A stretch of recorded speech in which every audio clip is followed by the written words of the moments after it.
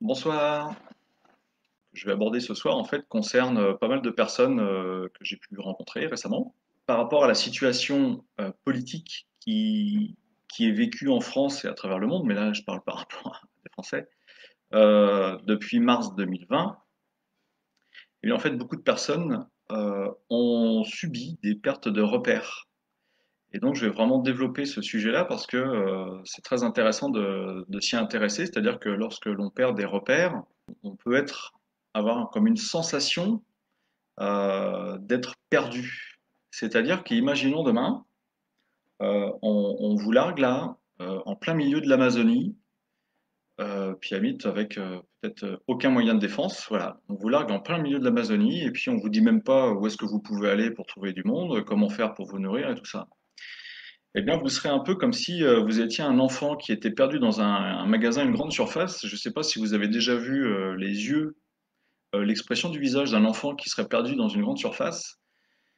Et en fait, même si quelque part, les gens qui l'entourent, les gens qu'il va croiser, ne sont pas malveillants envers lui, ne vont pas l'agresser, ne vont pas l'embêter, eh bien en fait, il y a de fortes chances pour que son visage, on perçoive vraiment un très fort sentiment d'insécurité puisque il est perdu, donc il ne sait pas où il est, il n'a plus de repères, il ne sait pas où aller, euh, et c'est surtout que, eh bien, en fait, il devait être avec un de ses parents ou ses parents ou quelqu'un d'autre. Mais il y a vraiment une notion d'insécurité. Il y a un énorme stress chez cet enfant. Il se sent perdu. Eh bien, vous seriez exactement à peu près dans le même état que cet enfant si je vous larguais demain en plein milieu de l'Amazonie. C'est-à-dire que ben, vous n'avez plus aucun repère. C'est pas chez vous. Vous savez pas dans quel sens aller. On ne vous a donné aucun outil pour vous orienter. Et à la limite, vous ne savez même pas où aller. Eh bien, cette situation est vécue par beaucoup de personnes aujourd'hui. C'est-à-dire que la politique gouvernementale pour gérer la crise Covid a fait en sorte, a en fait des dommages collatéraux, dans le sens où vous avez beaucoup de personnes, peut-être que là parmi vous, il y en a qui sont concernés, où en fait ce qui se passe, c'est que professionnellement, eh bien, vous aviez, alors je ne parle pas de personnes qui auraient perdu leur emploi, parce que là c'est forcément c'est une évidence, c'est une sacrée perte de repères, des personnes aussi qui malheureusement, à cause justement des multiples, pas fermetures, mais des multiples confinements qu'il y a eu, ont été obligés de fermer leur entreprise. Là, c'est pareil, c'est une énorme perte de repères, et là, c'est ce qu'on appelle du coup une perte de territoire, c'est une perte de territoire professionnel. Et bien, en fait, beaucoup de personnes vont perdre des repères, c'est-à-dire que le télétravail, eh bien, en fait, c'est carrément changer ses habitudes. Donc, pour certaines personnes, c'est plaisant le télétravail. Et puis, pour d'autres, bah, peut-être que c'est une contrainte parce que, en effet, il n'y a plus de lien social avec les collègues, il n'y a plus de repas le midi à la pause avec les collègues. Et donc, en fait, beaucoup de personnes se retrouvent toutes seules chez elles. Donc, pour certaines, en effet, c'est un avantage. Et pour d'autres, eh bien, en fait, la rupture de lien social devient une contrainte. Ça devient une perte de repères. Donc là, c'est sur le plan professionnel. Vous avez aussi, en effet, par rapport à ce qui se passe depuis plusieurs mois, eh bien, il y a différentes positions de personnes qui sont prises. C'est-à-dire que vous avez des personnes qui, en effet, ont encore toute confiance en le gouvernement et en sa gestion de la crise et qui, à la limite, n'attendent qu'une chose, c'est d'être vaccinés. Et qui donc, ce sont aussi des personnes qui se disent, ben oui, je dois porter un masque pour me protéger, pour protéger les autres. Vous avez aussi, je pense que le masque ne sert pas à grand-chose, sur le plan sanitaire ne sert pas à grand-chose, mais je sais que je suis obligé de le porter parce que, en effet, autrement je risque de me prendre une prune de 135 euros. Et puis même, encore pire, c'est-à-dire que le commerce dans lequel je vais aller, eh bien, il risque de se prendre une prune de 750 euros. Donc là, ça rigole beaucoup moins encore. Donc c'est-à-dire qu'en fonction des positions, des croyances, peut-être pour certaines personnes, que l'on va avoir concernant cette crise sanitaire, le fait du coup de prendre une certaine position par rapport à cette crise politique, eh bien, ça peut vous faire une perte de repères. C'est-à-dire que si vous n'avez pas les mêmes opinions que vos voisins, que des membres de la famille, que certains de vos amis, ça va prendre une amplitude énorme. Quand vous avez en effet des échanges verbaux avec des personnes et qu'il y a des opinions complètement différentes, aujourd'hui, peut devenir très compliqué d'échanger lorsqu'on a des opinions très différentes en termes de santé.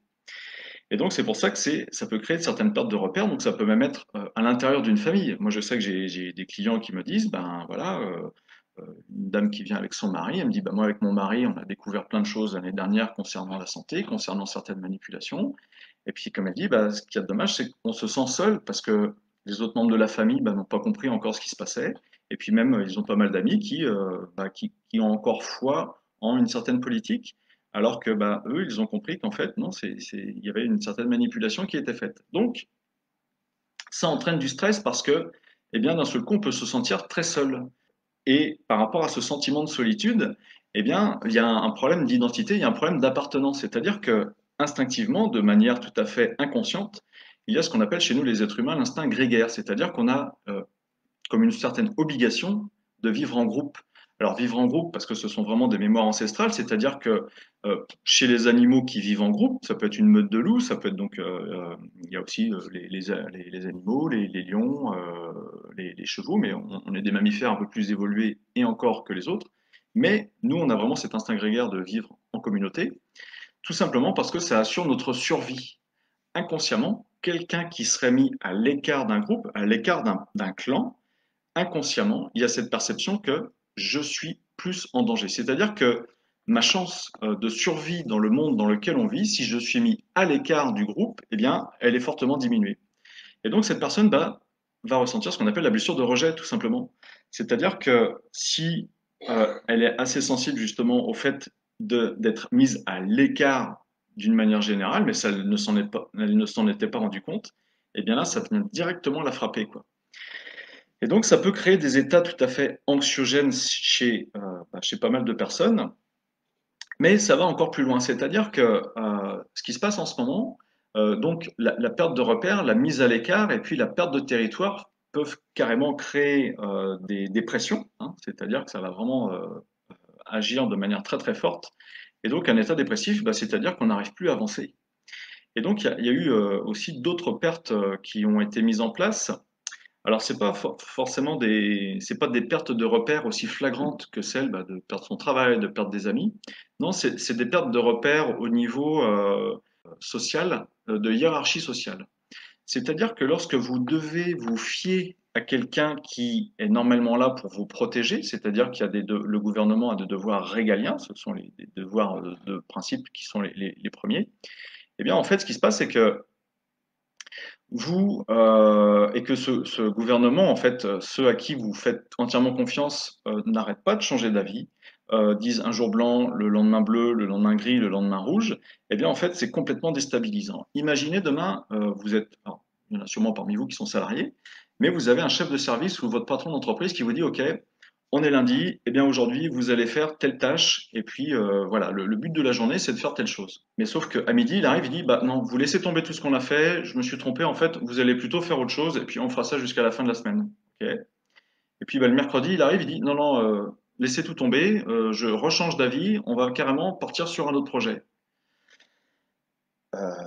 Au départ en fait, euh, une des façons de se construire soi-même, une des façons, je dis pas que c'est la seule façon, mais une des façons de se donner une identité, de se projeter, de se construire soi-même, c'est grâce à son travail. Mais là, ce qui se passe, c'est que du coup, une personne qui vivrait cette situation-là, et il y en a beaucoup, c'est très déstabilisant, il y en a qui font un burn-out à cause de ça, eh bien en fait, étant donné que le patron change toutes les 5 minutes d'avis, tous les jours d'avis, eh bien en fait, on ne sait plus sur quel pied danser, il y a une perte de repère, et du coup, il peut y avoir comme une perception de je me sens inutile, je ne sers plus à rien, mon travail ne m'apporte plus rien. Donc c'est hyper déstabilisant, ça peut être hyper destructeur. Toutes ces petites choses, qui ne sont pas des petites choses, qui sont quand même de grands événements, font que l'incohérence, l'illogisme des procédures, l'illogisme, je dirais, des contraintes qui sont mises en place, font que vous avez, chez certaines personnes, énormément de pertes de repères qui vont directement travailler sur ce que je vous disais tout à l'heure, un sentiment d'être perdu. Et ce sentiment d'être perdu, c'est un énorme stress, c'est-à-dire que ça peut carrément engendrer, pas forcément une perte de personnalité, mais on peut même se demander qu'est-ce que je vais devenir, qu'est-ce que l'avenir me réserve, et à la limite, qu'est-ce que je peux projeter pour ma vie. Et en fait, c'est ça qui se passe, c'est que une personne peut se dire, ouais, je ne sais pas où je vais, parce que en effet, j'ai perdu complètement mes bases, j'ai perdu mes ancrages, J'ai perdu pas mal de choses qui me permettaient de m'identifier, mes amis, ma famille, mon travail, etc., etc. Et cetera. Et donc, où est-ce que je vais? Et donc, c'est un stress énorme. C'est-à-dire que ce n'est pas, ça va au-delà de ne plus avoir de projet, c'est vraiment d'être perdu. C'est de perdu dans son expression de soi, c'est d'être perdu dans ses loisirs. Alors, je vais venir justement sur les loisirs. C'est-à-dire que le lien social a été complètement détruit. Je m'explique. Vous avez beaucoup de personnes qui font soit du sport en club, qui vont faire de la gymnastique, qui vont faire de la danse, qui vont en fait faire des activités en groupe, des activités associatives, et aujourd'hui qui n'ont plus le droit de les faire, si ce n'est peut-être pour certaines personnes en visio, mais en tout cas, il n'y a plus de lien social. Et pour certaines personnes, c'est super important en fait d'être en contact avec les autres, de pouvoir discuter, de pouvoir voir les expressions du visage, de pouvoir se toucher, hein. Le contact physique, c'est super important, surtout chez nous les humains, quoi. On est des singes très très évolués, mais que ce soit chez les singes ou chez les humains, le contact physique est super important. Donc cette rupture de contact physique, ça fait vraiment carrément une perte, là aussi, encore une perte supplémentaire de repères, ce qui fait qu'on a plus ce contact tactile avec les gens, on a plus ce contact social. Pour les personnes qui pratiquent du sport, eh bien, je dirais que celles-ci, encore, elles ont cette chance de pouvoir s'épanouir personnellement, soit à plusieurs, parce qu'on a quand même le droit encore d'aller courir ou de faire du vélo à plusieurs, donc il y a quand même ce rapport social, soit de pouvoir voilà, faire des activités sportives à plusieurs, mais donc ça reste du loisir, mais c'est un loisir au moins où vous êtes dans le mouvement, c'est un loisir qui est créatif, c'est-à-dire que, eh ben ouais, je suis dans le mouvement, je fais par moi-même, quoi. Et lorsque vous rentrez chez vous et que les seuls loisirs que vous avez, c'est regarder un écran ou bien aller acheter des trucs sur Internet, ça reste plutôt limité, quoi.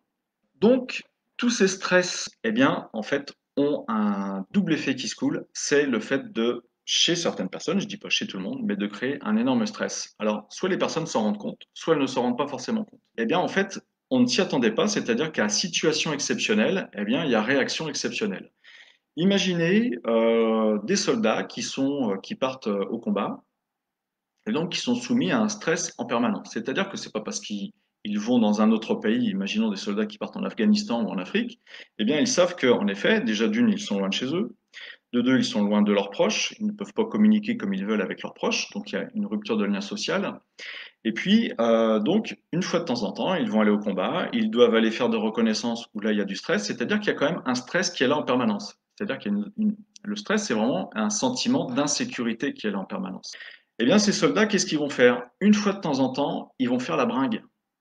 C'est-à-dire que la bringue, ça va consister en quoi? Ça va consister à boire un coup, peut-être être complètement saoul, mais ça permet de désinhiber, de libérer, je dirais, bah, ces surplus de tension, de stress qu'on peut avoir et de manière après ça va beaucoup mieux quoi. Alors évidemment, je dirais que le lendemain ça va pas forcément mieux, mais en tout cas la soupape aura été tirée et c'est bon, ça aura dégagé quoi. Alors je dis pas que parmi les solutions que je vais vous proposer ce soir, bah, c'est d'abuser de l'alcool, c'est pas ça. C'est juste que quelque part dans certains milieux, les personnes qui sont soumises à un stress excessif pendant un certain temps, eh bien en fait naturellement, il va y avoir des moyens de compensation. Il va falloir un moment que vous libériez la soupape de manière à ce que, ok, bon bah là je me lâche, je me désinhibe, je ne pense plus au problème, je prends vraiment du recul par rapport à ce qui se passe et ça me permet de nouveau bah, de retrouver la joie de vivre, de retrouver la banane quoi. C'est-à-dire que là, ok, ça va aller beaucoup mieux dans ma tête quoi, mentalement. Je ne vais plus être. Certaines personnes peuvent se sentir beaucoup plus irritables, peuvent avoir des symptômes d'hyper-émotivité, c'est-à-dire des envies de pleurer alors que bah, d'habitude c'était pas ce qui leur arrivait. Mais là c'est pareil, c'est en fait une sorte de tristesse qui est emmagasinée et puis donc il y a une difficulté à ne pas pouvoir l'évacuer quoi. Donc tout d'abord, bah, qu'est-ce qu'il faut faire? En fait, la première chose, bah, c'est de se poser des questions. C'est sur soi, ok, qu'est-ce qu'il y a qui va pas? Comment je me sens? Qu'est-ce que je ressens? Alors donc pour ça, eh bien, c'est de prendre papier crayon. Toc, ok, papier crayon. Là, vous dites, bah ok, je me mets pendant une heure. Première chose, je coupe mon téléphone portable. Je, je, je, je ne permets pas à des éléments extérieurs de venir me perturber pendant que bah, je vais me poser pendant une demi-heure, pendant une heure à faire certaines choses, quoi. Ok? Donc, papier crayon, et puis vous allez mettre en fait sur une première page, eh bien, est-ce que vous avez besoin de certaines choses auxquelles vous n'avez plus accès? Est-ce que vous avez besoin d'aller vous défouler? Est-ce que vous avez besoin d'être rassuré? Est-ce que vous avez besoin de contact avec les autres? Etc., etc., etc. C'est vous qui connaissez vos besoins. En fait, c'est à vous de les mettre noir sur blanc. Alors, vous pouvez très bien aller sur Google, vous allez taper communication non violente ou bien programmation neurolinguistique, PNL, et puis vous tapez en même temps liste des besoins, liste des émotions, liste des ressentis. Et là, vous allez avoir des listes en fait de verbes, des listes d'expressions qui vont vous permettre, vous faciliter justement cette écriture. C'est-à-dire que vous allez vous dire, bah oui, je ressens bien des choses. Si je réfléchis, je me dis qu'il y a ci, je me dis qu'il y a ça. Mais les mots ne vont peut-être pas venir aussi facilement que si vous étiez aidé par des listes. Eh bien, hop, vous imprimez vos listes, vous les laissez sur votre écran, et puis vous regardez, ah bah oui, là j'ai un besoin de communication. Ah, c'est vrai que j'y pensais pas, mais c'est un besoin de communication. Là j'ai un besoin de prendre l'air. Ok, bah c'est besoin de prendre l'air. Eh ben, allez-y, prenez l'air, quoi. Donc voilà, premier exercice, c'est de d'écrire noir sur blanc et ça va vous permettre en fait de prendre conscience de ce qui vous manque, hein, de prendre conscience de toutes ces contrariétés auxquelles vous ne pensiez pas forcément, mais qui dit contrariété veut dire soit stress, soit colère. Généralement, en fait, il y a deux effets. C'est soit j'ai des peurs, soit j'ai des stress, soit j'ai des colères. C'est-à-dire que ça m'énerve, ça m'irrite, voilà, j'ai des contrariétés parce que je ne me sens pas respecté ou parce qu'il y a une notion d'injustice. Et ça, j'avais fait toute une visio, un Facebook Live sur les colères, par exemple. Une fois que vous avez fait cet exercice, c'est bien de prendre l'autre liste qui est qu'est-ce que je sens, quels sont mes ressentis. Voilà. Et donc ça peut être je me sens chagriné, je me sens vaseux, je me sens triste, je me sens fatigué. Ok, et bien notez tout ça. C'est pareil, ça vous permet de prendre conscience de vos états d'âme. Ça vous permet de prendre conscience en fait quels sont vos ressentis par rapport à ce que vous vivez actuellement. Et dernière chose, toujours avec une troisième liste, ça va être au niveau des émotions. Quelles sont, je dirais, à quelles émotions vous pouvez associer ce qu'il vous arrive. Donc là, pareil, vous allez pouvoir lister les différentes émotions. Et donc, ça, c'est une première étape. Au moins, vous faites un bilan sur ce qui vous arrive, qui vous êtes, dans quel état vous êtes actuellement. Et puis, deuxième chose, eh bien, par rapport aux besoins que vous aurez listés, c'est de prendre vraiment les 5 principaux. Vous allez dire, bah ouais, moi j'ai besoin de communication, d'avoir du lien social avec les autres. Vraiment, c'est ce qui me manque le plus. Ok. J'ai peur du coup de ne pas pouvoir avancer dans mes projets professionnels, etc., etc., etc. Donc, ce sont des peurs. Donc, j'ai besoin d'être assuré. Ok, ça marche. Ça fait partie de vos priorités. Et donc, vous mettez, je dirais, quelque part vos 5 besoins principaux, vous les notez. Et après, il faut réfléchir sur qu'est-ce que je peux faire comme petite action pour permettre à ce besoin, par exemple le besoin de communiquer, pour faire en sorte que ce besoin de communiquer soit assouvi. C'est-à-dire qu'il y a une contrariété dans la communication avec les autres. Et donc, qu'est-ce que je peux faire pour que ce besoin de communiquer soit assouvi? Et là, c'est à vous de mettre en place des stratégies. C'est-à-dire que vous pouvez vous dire, ah bah ok, bon bah demain, je vais commencer à appeler un tel pour, voilà, on va parler peut-être je vais lui souhaiter la bonne année tout simplement. Et puis, ben, on va parler, tiens, est-ce que la personne est partie en vacances, voilà, pendant les vacances de Noël, etc., etc. Et à la limite, le plus important, ça ne va pas être de parler de vos problèmes, ça ne va pas être de parler de vos soucis, absolument pas. Ça va être de pouvoir communiquer avec la personne et je dirais, eh bien, de vous changer les idées, de pouvoir parler avec elle. Bon, en effet, peut-être que la personne, elle est partie dans le Périgord, voilà, passer 3, 4 jours pour les fêtes de Noël.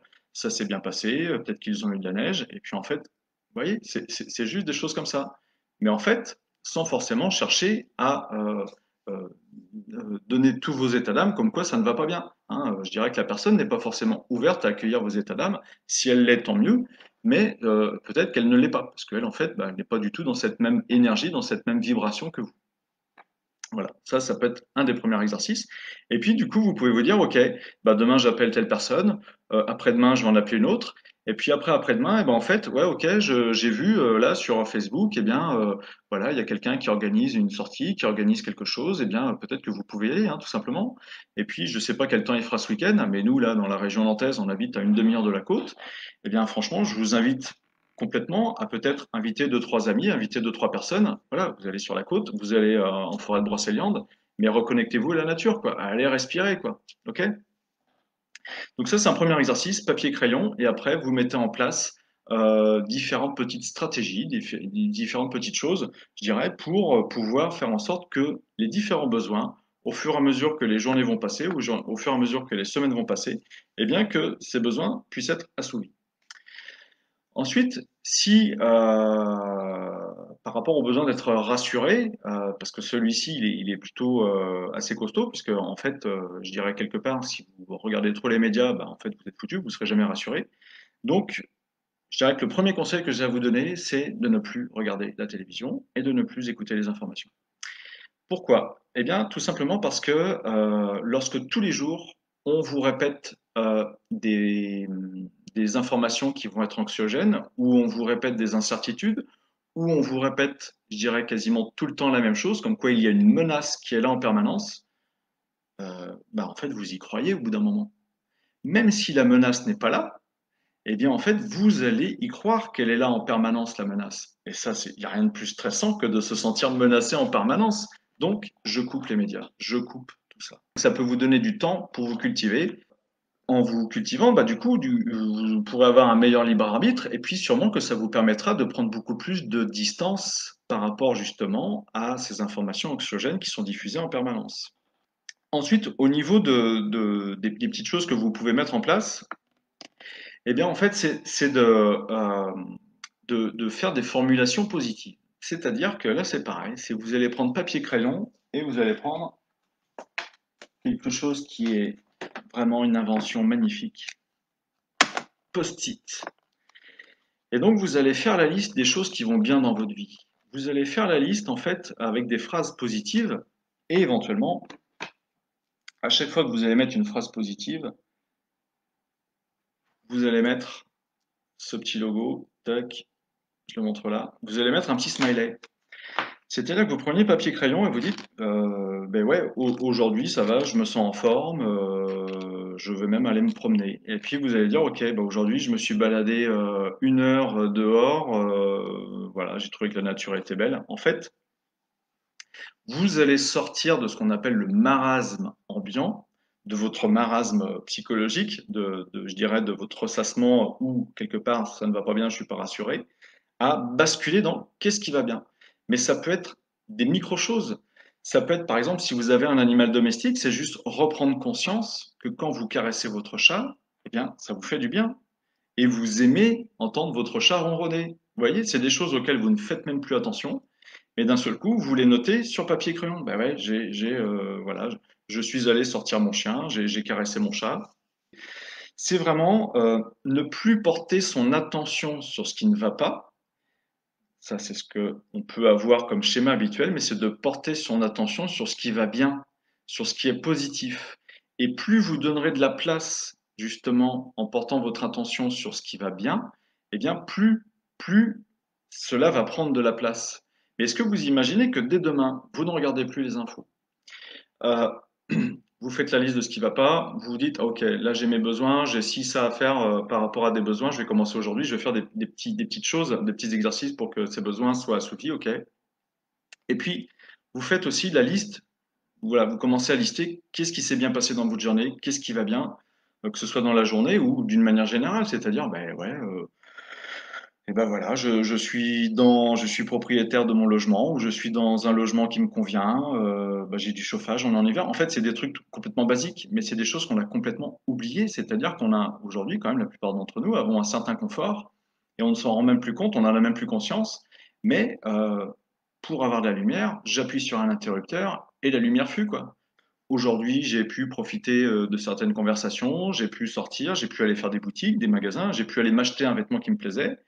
Eh bien, voilà, c'est des choses positives, c'est-à-dire que vous vous êtes fait plaisir. Il y a des moments dans la journée qui ont été positifs, vous vous êtes fait plaisir. Et donc, c'est ça qu'il faut mettre en exergue, c'est ça qu'il faut vraiment mettre, je dirais, dans un certain éclairage. Et puis, pourquoi les post-it? Eh bien, parce que les post-it, vous pouvez, par exemple, sur le miroir dans votre salle de bain, ça peut être aussi sur le tableau de bord de la voiture, ça peut être aussi, bah, vous allez le prendre en photo avec votre téléphone, eh bien, vous allez mettre des phrases positives. Vous pouvez très bien mettre, OK, j'ai confiance en l'avenir. Alors vous allez me dire: «Ouais, mais c'est pas vrai, j'ai des doutes». OK, j'y reviens après, mais vous allez mettre: «OK, j'ai confiance et j'ai conscience de l'avenir, mais j'ai confiance en l'avenir». Heu, J'applique la positive attitude. Je pense, je pense aux choses belles qui m'arrivent tous les jours. Alors vous allez me dire, ouais, mais c'est pareil, c'est encore un peu trop simpliste son truc. Non, non, c'est pas du tout simpliste, c'est juste que votre cerveau va avoir plusieurs fois dans la journée les mêmes informations de c'est positif, ça va bien. Ok? Alors, comment faire pour se mettre dans cette énergie justement de j'ai confiance en l'avenir, par exemple? Eh bien, c'est déjà d'avoir fait au préalable le premier travail que je vous ai demandé de faire. Bien que ce ne soit pas un travail, c'est je dirais, un exercice. C'est pas un travail, c'est un exercice que je vous ai proposé de faire. Et puis, pour se mettre dans un état positif, un état mental positif, moi, je procéderais par différentes autres étapes. C'est-à-dire, première chose, un exercice qui est vraiment excellent, c'est ce qu'on appelle de la cohérence cardiaque. Cohérence cardiaque, c'est quoi? Donc, je vous invite à aller sur YouTube. En fait, ça dure 5 minutes. C'est de regarder une bulle qui monte et qui descend à un certain rythme. Et en fait, vous allez inspirer lorsque la bulle monte et expirer lorsqu'elle descend. Et ainsi de suite. Et vous allez faire ça pendant 5 minutes. En fait, la cohérence cardiaque va permettre d'accéder à une certaine stabilité émotionnelle. Ça va vous permettre d'avoir un certain ancrage. Et donc, si 5 minutes ne suffisent pas, eh bien, je vous invite à en faire 10 minutes, 15 minutes, 20 minutes. Alors, peut-être pas dès le premier jour, mais si franchement, vous êtes dans cet état de stress ou des colères ou des choses comme ça, euh, en- avec des émotions qui sont un peu fortes et difficiles à gérer, difficiles à contrôler, eh bien, la cohérence cardiaque va vous permettre d'accéder à une certaine paix intérieure. Et donc, cette paix intérieure, ben, une fois que vous y avez accédé, forcément, c'est plus simple après d'accéder à un état positif. Autre suggestion que je vous fais, j'ai une chaîne YouTube, donc c'est Grégory Pelletier, hein, ça reste assez simple. Et donc dessus, je vous ai mis des circuits d'acupressure que vous pouvez faire par vous-même. Et donc notamment, il y a le circuit du stress, il y a le circuit de la colère. Et donc ça consiste en quoi? Eh bien, en fait, ce sont 5 endroits sur le corps sur lesquels je vais venir appuyer. Et donc j'appuie pendant 3 secondes. Donc je vous ai fait des tutos sur YouTube. Et donc vous pouvez très bien vous faire celui du stress. Donc il faut le faire 3 fois. Alors peut-être qu'au début, ça va vous paraître un peu laborieux parce que vous n'avez pas l'habitude de le faire. Mais je dirais que quand vous allez vous y intéresser pendant 5, 10 minutes, un quart d'heure, eh bien je dirais que quasiment le circuit, vous allez réussir à le faire tout seul directement, même sans regarder la vidéo. Vous dites, ah ok, là il me demande d'appuyer 3 secondes sur mon petit orteil pied droit. Ok. Là il me demande d'appuyer sous ma voûte plantaire à tel endroit sous le pied. Ok, j'appuie 3 secondes. Là il me demande d'appuyer au niveau du sternum. Ok. Là, il me demande d'appuyer ici, toc, avec une petite poussée vers le haut. OK, j'appuie 3 secondes. Et là, après, il me demande d'appuyer sur mon gros orteil pied gauche pendant 3 secondes. OK. Et je réitère ça 3 fois de suite. En fait, ce qui se passe, c'est que nos émotions, c'est de l'énergie. Les circuits d'acupressure que je vous propose sur ma page YouTube, en fait, permettent non pas de travailler sur l'origine émotionnelle du stress, c'est-à-dire que ça ne va pas travailler sur ah oui, je me sens stressé pour ci ou ça. Non, non. C'est-à-dire qu'il y a une certaine énergie de stress qui est en vous, et ce circuit-là permet directement de l'inhiber. Donc, vous pouvez faire le circuit d'acupressure si ça vous intéresse avant de faire de la cohérence cardiaque, comme ça vous faites diminuer la tension de stress, vous pouvez faire diminuer la tension de colère. Il y a 2 ou 3 autres circuits que je vous propose aussi. Et puis après, vous faites de la cohérence cardiaque. Donc déjà, rien que ces 2 exercices-là vont vous permettre d'être dans un état émotionnel beaucoup plus stable, beaucoup plus serein, beaucoup plus paisible. Vous pouvez faire aussi, donc là c'est Jacques Martel qui donne cet exercice-là. Il vaut ce qu'il vaut, mais moi je l'ai déjà utilisé pour moi et ça a été assez efficace. Il y a d'autres personnes qui le font. C'est pas tout ce que je vous donne en fait. Je dirais que c'est pour 90% des personnes. Il y a forcément toujours une part de 10% des personnes qui vont me dire ah ça m'a rien fait. Bah, ouais c'est possible. Moi aussi c'est pareil. Il y a certaines techniques qui me font rien. Bah c'est comme ça. Bah, du coup j'en fais une autre. Quoi. Faut rester relativement simple et humble par rapport à tout ça. Hein. Je veux dire on n'est pas tous pareils, on n'est pas tous égaux, on n'a pas tous la même sensibilité. Mais donc c'est ce qu'on appelle les bonhommes d'allumettes. Donc les bonhommes d'allumettes, c'est très simple. Vous allez prendre toujours papier crayon, c'est vraiment les outils de base pour aller mieux quelque part. Papier crayon et vous verrez, c'est pareil. Vous allez sur YouTube, vous tapez bonhomme d'allumettes et à la limite vous vous dessinez vous et vous dessinez à côté. euh, vous dites, ok, eh bien ça c'est la situation stressante. Ou bien vous marquez c'est ce qui me dérange le plus, ou bien vous pouvez marquer en effet toutes mes contrariétés. Ok? Vous marquez toutes mes contrariétés. Et vous faites l'exercice, vous tirez les petits traits, vous prenez des ciseaux, vous coupez. Ce qui est génial là-dedans, c'est que c'est vraiment une technique, là, on est vraiment dans une technique énergétique et qui va aussi agir sur l'inconscient. Votre cerveau ne fait pas la différence entre le réel le virtuel, le symbolique et l'imaginaire. C'est-à-dire que pour votre cerveau, quand vous faites l'exercice de Jacques Martel, les bonhommes d'allumettes, eh bien, votre cerveau va vraiment assimiler vous, vos différents centres énergétiques que sont les 7 chakras. Il va vraiment les identifier et comme quoi ils sont raccordés, je dirais, à 7 centres énergétiques que vous mettez en face. Donc, il y a vraiment une liaison qui est faite. Et puis, vous venez séparer ces liaisons, vous, de ce qui vient vous embêter.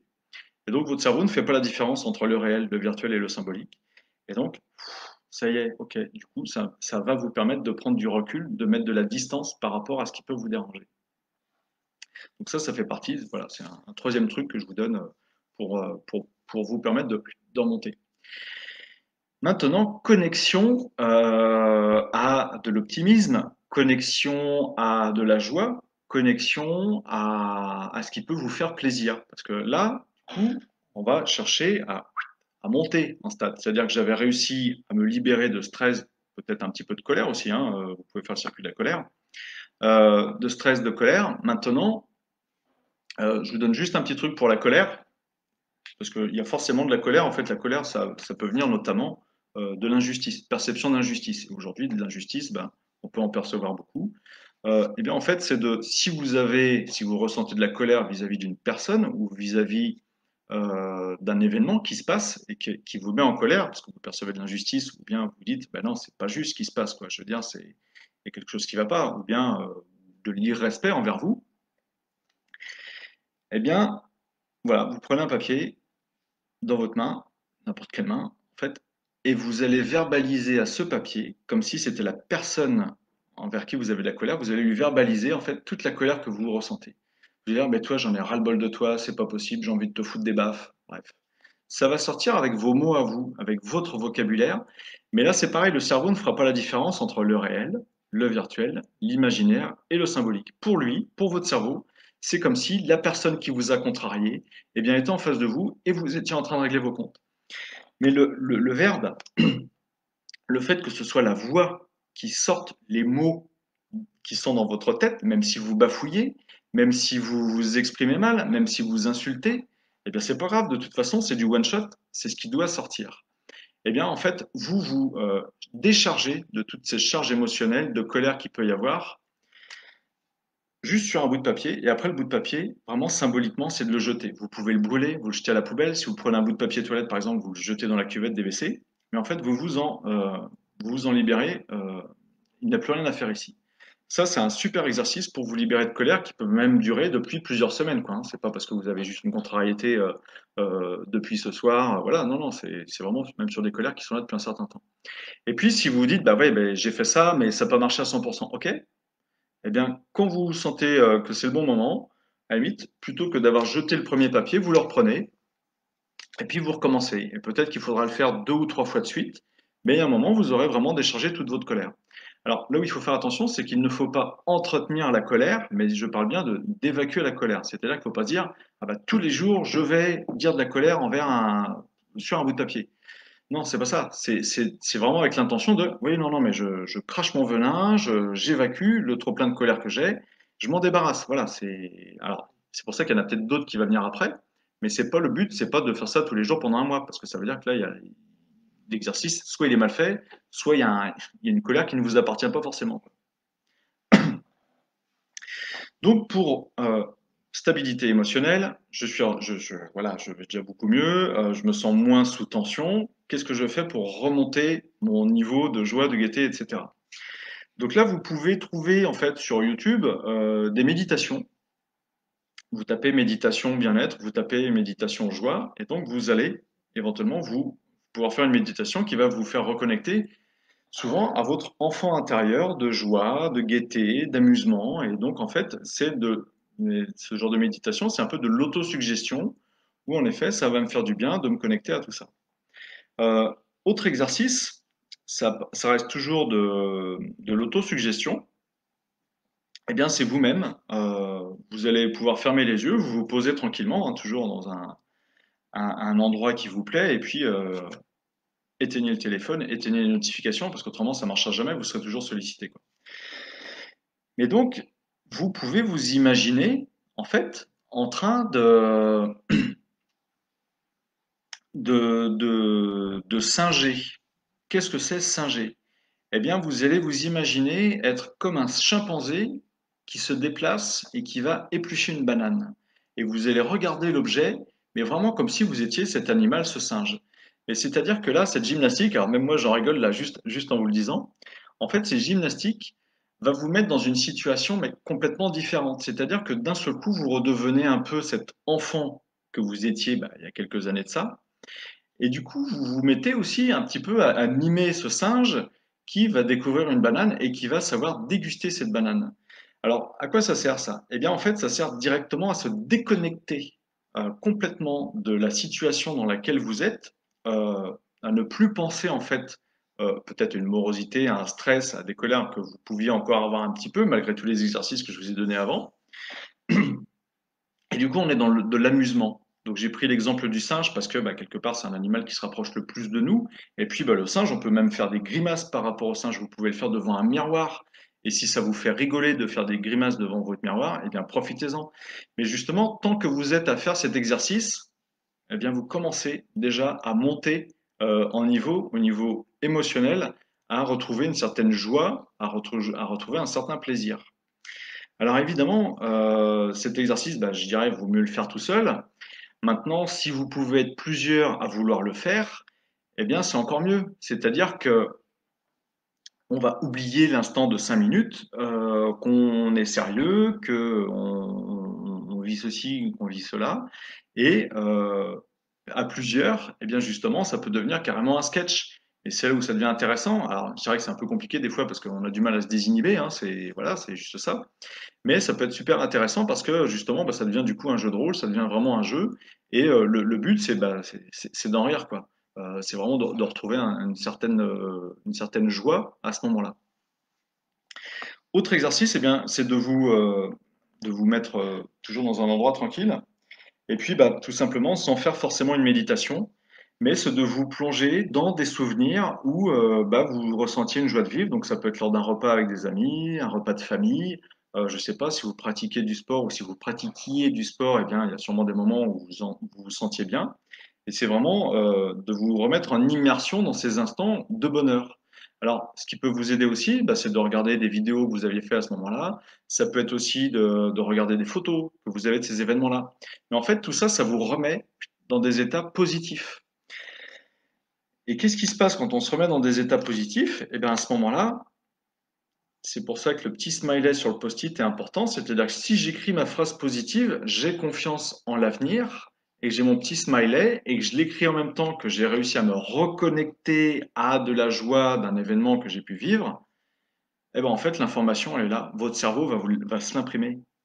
Et quelque part, pour lui, ah ok, à chaque fois que je vois mon petit smiley, tic, ça me ramène à l'exercice que j'ai fait, où je me remémorais le repas que j'ai fait avec des amis il y a un an pour fêter un anniversaire d'un copain, où on a fait un peu les cons en dansant sur la table. J'en sais rien, après c'est votre histoire. Mais en fait, ce seront, je dirais, comme un peu des petits messages subliminaux que vous allez mettre sur votre miroir de salle de bain, que vous allez pouvoir mettre sur votre téléphone portable, etc., etc. Mais donc, si plusieurs fois par jour, votre cerveau se reconnecte à ces petites informations, eh bien là aussi, ça vient participer, en plus de tout ce que je vous ai dit, ça vient participer, en effet, à une reconnexion, à du bien-être. Il y a un autre exercice auquel je viens de penser, c'est le soir, avant de vous endormir, quand vous allez vous coucher, eh bien, c'est de faire cet exercice de se dire, OK, je prends un cahier, voilà, et à la limite, au dos du cahier, vous allez marquer, voilà, aujourd'hui, je me suis mis en colère parce que ceci, parce que cela. OK. J'ai été stressé parce que voilà, je suis arrivé en retard au rendez-vous. Ok, bon, ça marche. En fait, vous mettez quelque part toutes les petits vécus de la journée, toutes les petites émotions négatives que vous avez pu vivre durant la journée. C'est l'histoire de vider votre tête des émotions négatives. Et par contre, de l'autre côté, vous allez noter, ben ouais, mais non, en fait, aujourd'hui, voilà, on a finalisé un projet à mon boulot, je suis super content, j'ai eu des félicitations de mon patron, ok, ça marche, toc. Et du coup, vous allez lister les différentes choses positives que vous avez vécues dans la journée. et ce qui va vous permettre de vous endormir justement sur ces énergies positives. C'est-à-dire que vous n'allez pas vous endormir en disant: «Ah ouais, alors il y a ceci, il y a cela, là ça va pas». Non, non, c'est-à-dire que vous finalisez votre soirée juste avant de vous endormir avec justement ces pensées positives, ces notions positives de la journée. Ce qui fait que quand vous allez vous endormir, votre cerveau ne sera pas avec des émotions de stress ou de colère, ou en tout cas s'il en reste. Bon, bah, je dis pas qu'il va jamais en rester, mais s'il en reste, elles seront fortement diminuées. Mais en tout cas, vous allez vous endormir avec des énergies de, ben ouais, là c'était bien. Merci aux collègues de m'avoir fait ceci. Merci aux voisins de m'avoir apporté cela. Je sais pas, vous avez eu du mal à démarrer. Il y a quelqu'un qui est venu vous prêter des pinces pour démarrer la voiture. Eh ben, merci encore à cette personne. Vous voyez ce que je veux dire, quoi? C'est quelque part dans votre difficulté à démarrer la voiture, eh bien, il y a eu quelqu'un qui s'est déplacé et qui est venu vous voir. Vous voyez ce que je veux dire, quoi? C'est vraiment de voir le côté positif des choses. Donc, lissez tout ça, parce qu'en fait, ce qui est super important, c'est de pouvoir s'endormir avec justement des pensées positives, en étant haut en énergie.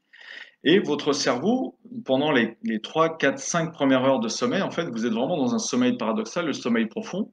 Et c'est vraiment là où votre inconscient va travailler. Mais justement, si vous vous endormez avec ces notions positives, eh ben, ça veut dire que votre inconscient se raccroche à des pensées positives. Et ce qui fait que le lendemain matin, bah, vous aurez plutôt tendance à être déjà dans une certaine dynamique positive pour passer la journée. Et vous continuez les différents exercices, cohérence cardiaque. Si vous avez de la colère, vous faites le petit mot. Vous pouvez faire l'acupressure et ainsi de suite. Et en fait, vous continuez, vous continuez. Et c'est obligé qu'au bout d'un moment, ok, positive attitude. C'est un ensemble de choses. C'est-à-dire que vous coupiez que les médias, c'est bien, mais il faut travailler sur d'autres plans. Il faut du coup s'entraîner. C'est vraiment des petites routines qu'il faut essayer de mettre en place jour après jour. Et puis justement, à la fin de la semaine, vous allez vous dire, parmi les choses positives, vous allez vous dire, bah, c'est vrai que de la cohérence cardiaque, j'en faisais pas, mais ça me fait un bien fou. C'est vrai que du coup, l'acupressure, je ne connaissais même pas je savais même pas que ça existait. Maintenant, je sais faire 3 circuits d'acupressure, je les connais par cœur, et ça me fait du bien aussi. Vous voyez ce que je veux dire? C'est-à-dire que même ce que vous allez pouvoir apprendre pendant la semaine, eh ben, il y a un moment, vous pourrez le mettre dans les choses positives de votre semaine et vous féliciter pour sa gratitude envers moi-même, parce qu'en effet, j'ai réussi à faire certaines choses auxquelles je ne pensais pas. Et si vous faites le bilan au bout d'une semaine, 2 semaines, 3 semaines, un mois, eh ben, vous allez vous dire, ben ouais, en fait, c'était pas si compliqué que ça de pouvoir remonter, de pouvoir quitter de cette zone de stress, vraiment de quitter de cette zone d'inconfort, qui peut être pour certaines personnes vraiment un mal-être. C'était en fait pas si compliqué que ça, c'était juste de nouvelles habitudes à mettre en place. C'était aussi, bah, en effet, ne plus être dans une atmosphère anxiogène qu'on m'impose quelque part. C'est-à-dire qu'il y a une certaine volonté à vouloir faire en sorte que les gens soient stressés. Donc, quand vous quittez tout ça, ça va vous faire un bien fou. Je suis très bavard, je pensais pas tenir 55 minutes et 45 secondes en parlant comme ça non-stop, mais j'y arrive, hein, en fait. Je m'épate moi-même, vous voyez, je me félicite moi-même. Donc je vous invite vraiment à faire ça aussi parce qu'il y a des trucs qu'on n'y pense pas au départ. Qu'est-ce que je peux vous dire d'autre? Ben, si vous voulez partager cette vidéo parce qu'elle sera en replay sur Facebook, eh bien n'hésitez pas, hein, je veux dire, c'est là pour ça, c'est du public, c'est pas payant, c'est gratos. N'hésitez pas. Donc j'ai mon site internet qui s'appelle boostez-vous.fr. Donc vous pouvez voir du coup ce que je pratique en thérapie individuelle et thérapie de groupe, hein. Je suis plutôt spécialisé en constellation familiale et systémique, que ce soit en groupe avec une seule personne, en individuel. Et puis donc j'organise aussi des formations et d'autres ateliers, mais pour ça, bah, je vous invite à aller voir sur mon site et à découvrir tout ça. Donc, n'hésitez pas à partager. Tous les mercredis soirs, je propose donc un Facebook Live. Merci à tout le monde, bonne soirée à tous et à toutes, et puis bah, j'espère à très bientôt. Au revoir.